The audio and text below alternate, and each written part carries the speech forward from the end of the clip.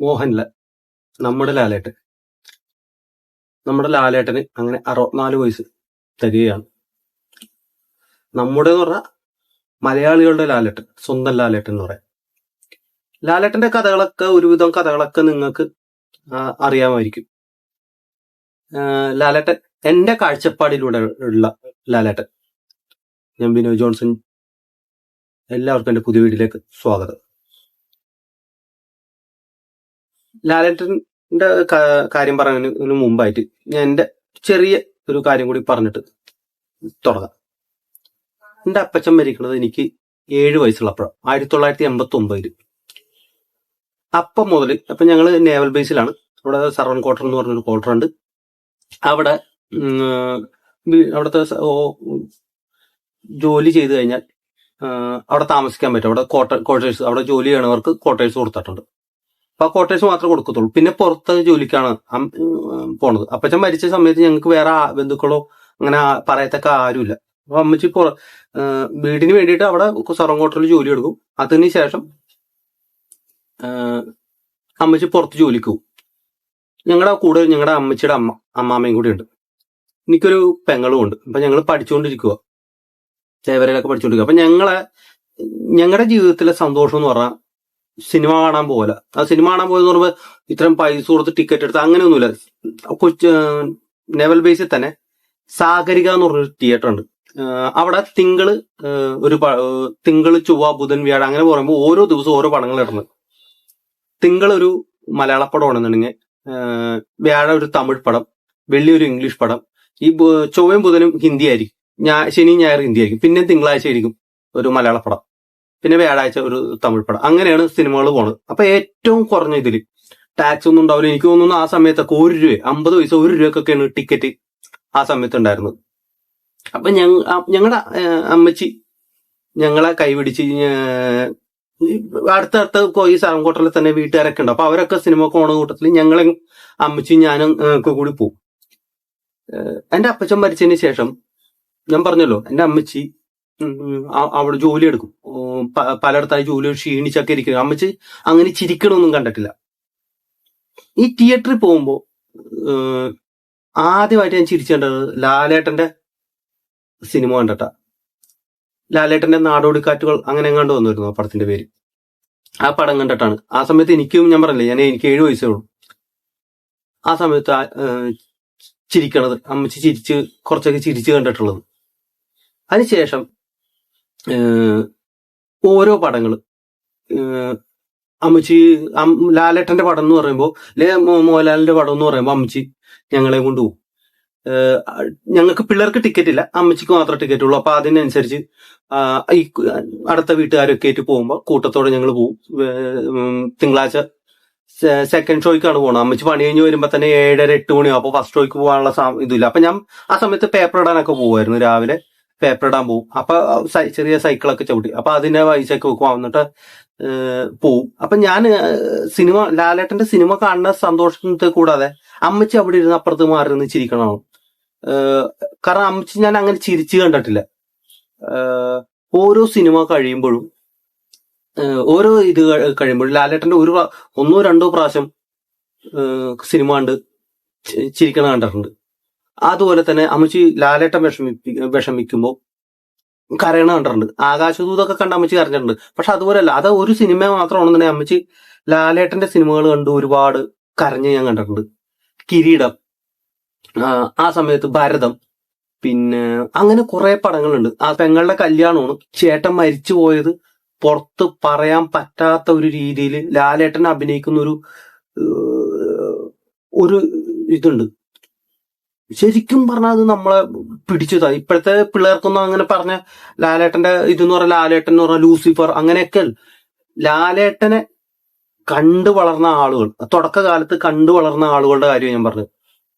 ആ സമയത്തുള്ള ലാലേട്ടന്റെ നെഞ്ചു പെടയും. നമുക്ക് ലാലേട്ടനെ അഭിനയിക്കുമ്പോൾ ഇപ്പൊ പറയും വിരലുകൊണ്ട് അഭിനയിക്കുന്ന ലാലേട്ടൻ എന്നൊക്കെ പറയാം. അന്ന് അതല്ല. നിങ്ങൾ അങ്ങനത്തെ ലാലേട്ടനെ നിങ്ങൾ ഇപ്പോഴും കണ്ടിട്ടില്ല. ലാലേട്ടന്റെ ഇതുണ്ട്. ഒരു കഥാപാത്രം കൊടുത്തു കഴിഞ്ഞാൽ, അല്ലെങ്കിൽ ലാലേട്ടന്റെ അടുത്ത് പറഞ്ഞു കഴിഞ്ഞാൽ ലാലേട്ടൻ പിടിക്കുന്നത് നമ്മൾ, അതാണ് ഒരു അഭിനേതാവിന്റെ കഴിവെന്ന് പറയും. ഉള്ളിലേക്ക് ഇത് ഇറങ്ങിച്ചെല്ലും. കിരീടം എന്ന് പറഞ്ഞ പടത്തിലും അതെ.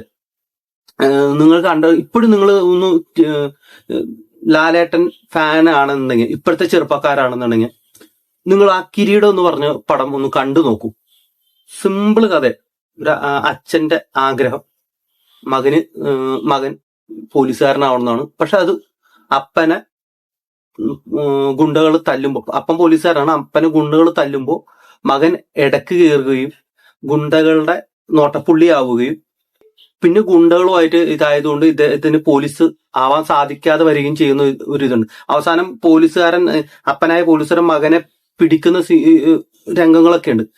അതിലൊക്കെ മോഹൻലാലിന്റെ അസാധ്യം എന്ന് പറഞ്ഞാൽ നിങ്ങൾ അത് വാക്കുകളിലൂടെ പറഞ്ഞറിയും. അതും ഭയങ്കര പടമൊറ്റൊന്നുമല്ല, ചിത്രം പറയാൻ മറന്നുപോയ പടമാണ് ചിത്രം എന്ന് പറഞ്ഞ പടം.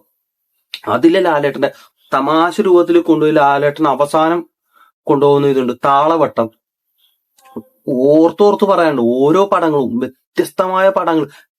പ്രിയദർശൻ, ലാലേട്ടൻ, കൂട്ടുകെട്ടർ എന്നൊക്കെ പറയുമ്പോൾ ആ സമയത്ത് ഉണ്ടാകുന്ന ഒരു ഇതുണ്ട്. ഞങ്ങൾക്ക് ഇപ്പൊ അമ്മച്ചിയാണെങ്കിൽ ശരി, വീട്ടുകാരാണെങ്കിൽ ശരി, അന്ന് സംവിധായകനെ നോക്കി, അല്ലെങ്കിൽ സംവിധായകൻ ആരാണെന്ന് നോക്കി പോകുന്ന ഒരു കാഴ്ചപ്പാടല്ലായിരുന്നു. ആരാണ് നടൻ? മമ്മൂട്ടിയാണോ, മോഹൻലാലാണോ? അന്ന് സുരേഷ് ഗോപി വന്നു തുടങ്ങിയിട്ടുണ്ടായിരുന്നുള്ളൂ. സുരേഷ് ഗോപിയാണോ? അങ്ങനെയൊക്കെ നോക്കിയിട്ടാണ് പോകുന്നത്. അതിനുശേഷം ഒരുപാട് പടങ്ങൾ ഞങ്ങളെ സന്തോഷിപ്പിച്ച, ഞങ്ങളുടെ ദുരിതത്തിൽ നിന്ന് വേറൊരു ലോകത്ത് എത്തിച്ച ലാലേട്ടൻ. അതിനുശേഷം ലാലേട്ടനെ അമ്മച്ച് പറഞ്ഞിട്ടുണ്ട്, ലാലേട്ടന്റെ പടം കാലാപ്പനിയൊക്കെ ഞങ്ങള് എറണാകുളം കവിതയിലാണ് കാലാപ്പനി പോയത്. അത് കാണുന്നതിന് മുമ്പ് ഇന്ത്യൻ എന്ന് പറഞ്ഞൊരു സിനിമ ഉണ്ടായിരുന്നു. അപ്പൊ ഇന്ത്യൻ സിനിമയുടെ ഇൻട്രോന്റെ സമയത്ത് കാലാപ്പാണിയുടെ ട്രailer ഇട്ട്, അത് നെവൽ ബേസിൽ. അപ്പൊ കാലാപ്പനി വരാൻ പോണെന്നൊക്കെ പറഞ്ഞു. അപ്പോഴാണ് എറണാകുളത്ത് കളിക്കണം എന്ന് പറഞ്ഞത്. അപ്പൊ ആ സിനിമ കാണാൻ വേണ്ടി അമ്മച്ച് ആഗ്രഹം പ്രകടിപ്പിച്ചിട്ട് ഞങ്ങൾ എല്ലാവരും കൂടി ഒരുമിച്ച് തിയേറ്ററിൽ, ആ പുറമേയുള്ള തിയേറ്ററിൽ പോയി കണ്ടത്. അതിനുശേഷം പിന്നെ അമ്മച്ച് കാണണമെന്ന് പറഞ്ഞ പടം വർഷങ്ങൾക്ക് ശേഷം ആദ്യമായിട്ട് ലാലേട്ടൻ തമിഴിൽ അഭിനയിക്കാൻ പോണു എന്നും പറഞ്ഞ് ഇരുവർ, അതില് ഐശ്വര്യ റായ് ഡബിളാണ്. അങ്ങനെ ഒരു നമ്മുടെ മണിരത്നത്തിന്റെ പടം എന്നും പറഞ്ഞിട്ടാണ് അത് കാണാൻ അമ്മച്ച് ഞങ്ങളെ കൂട്ടി പോയിട്ടുണ്ട്. പിന്നെ ലാലേട്ടന്റെ വേറൊരു രീതിയാണ്, തമാശയെന്ന് മാറി ലാലേട്ടൻ ആക്ഷൻ സിനിമകളിലേക്ക് പതുക്കെ ചൂടുവെക്കുന്നത്. അതിനുശേഷം നരസിംഹം, അങ്ങനെയുള്ള പടങ്ങളൊക്കെ വന്നത്. ഇതിനിടയിലാണ് ഞാൻ പിന്നെ ലാലേട്ടനെ പഴയ, എല്ലാവരും പറയും അഭിനയത്തിന്റെ ഇതെന്ന വ്യത്യാസം എന്നൊക്കെ പറയാൻ എല്ലാവരും പറഞ്ഞിട്ടുള്ള പടങ്ങളൊക്കെ പണ്ടത്തെ പടങ്ങളാണ്. ഞാൻ പറഞ്ഞല്ലോ, താളവട്ടം, ചിത്രം, കിലുക്കം, അങ്ങനെയുള്ള പടങ്ങളിലൊക്കെ, കിരീടം, അങ്ങനെയുള്ള പടങ്ങളിലൊക്കെ ലാലേട്ടനെ പിന്നെ കൊണ്ടുവന്ന ഒരു സംവിധായകൻ എന്ന് പറഞ്ഞത് ബ്ലെസി എന്ന് പറഞ്ഞ, ഞാൻ തന്നെ ഇതാക്കിയിട്ടുണ്ട്. ഈ പ്രായത്തിൽ ഈ മനുഷ്യൻ എന്താണ് ആ പടത്തിൽ തന്മാത്ര, ഭ്രമരം, എന്തൊരു അഭിനയം! ആ സാധാരണക്കാരിൽ നിന്ന് പെട്ടെന്ന് വ്യത്യാസം വരുത്തുന്ന ഒരു മനുഷ്യൻ.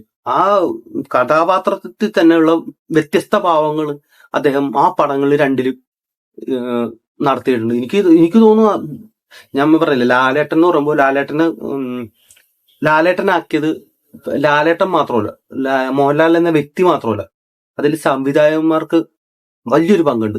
അതിനുശേഷമാണ് ഈ പറഞ്ഞ ആറാട്ട് പോലെയുള്ള പടങ്ങൾ കുറെ ഒക്കെ വന്ന് ആളുകളെ വെറുപ്പിച്ച് കുറെ ഉണ്ട്. ഞാൻ പടത്തിന്റെ പേരൊന്നും പറയില്ല.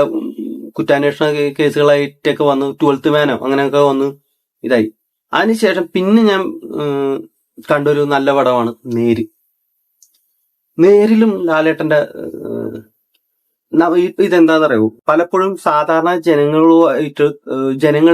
ജനങ്ങളെ നമ്മുടെ കൂട്ടത്തിൽ ഒരാളായിട്ടാണ് ലാലേട്ടന്റെ ചെറുപ്പം, ഇല്ലെങ്കിൽ പണ്ട് മുതലുള്ള ആളുകൾ കണ്ടു വളർന്നിട്ടുള്ളത്. ആക്ഷനും ഇല്ലെങ്കിൽ റോ ഏജന്റ് ഒക്കെ ആയിട്ട് ഇത്തിരി കടുപ്പമാണ്.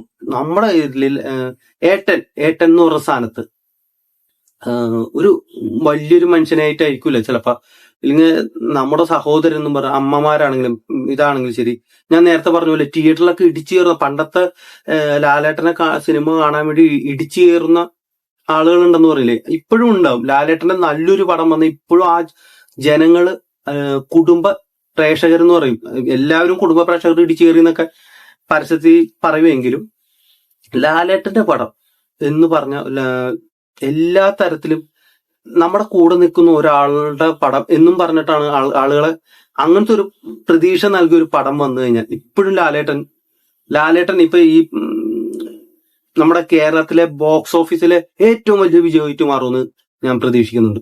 എന്നെ പോലെ സാധാരണക്കാർക്ക് അല്ലെങ്കിൽ എന്റെ പ്രായത്തിലുള്ള പോലുള്ള ആളുകൾക്ക് അല്ലെങ്കിൽ തീരെ ചെറിയ ചെറുപ്പക്കാർക്ക്, പ്രായമുള്ള അമ്മമാർക്ക്, അപ്പച്ചന്മാർക്ക്, അങ്ങനെ ഒരുപാട് പ്രേക്ഷകരെ ഇത് ഞങ്ങളുടെ ലാലേട്ടന്റെ പടമെന്ന് പറയാൻ പറ്റിയൊരു പടം ഉണ്ടെങ്കിൽ അതിനു വേണ്ടിയാണ് ഞങ്ങളെപ്പോലുള്ള എന്നെ പോലുള്ള മലയാളത്തിലെ അല്ലെങ്കിൽ കേരളത്തിലെ അല്ലെങ്കിൽ നല്ല നടൻ ഇഷ്ടപ്പെടുന്ന, ലാലേട്ടൻ എന്ന് പറഞ്ഞ നല്ല നടൻ ഇഷ്ടപ്പെടുന്ന പ്രേക്ഷകർ കാത്തിരിക്കുന്നത്. അപ്പൊ നമ്മുടെ പ്രിയപ്പെട്ട ലാലേട്ടന് ജന്മദിനാശംസകൾ നേർന്നുകൊണ്ട് അടുത്ത വീഡിയോയിലൂടെ കാണാം. എല്ലാവർക്കും നമസ്കാരം.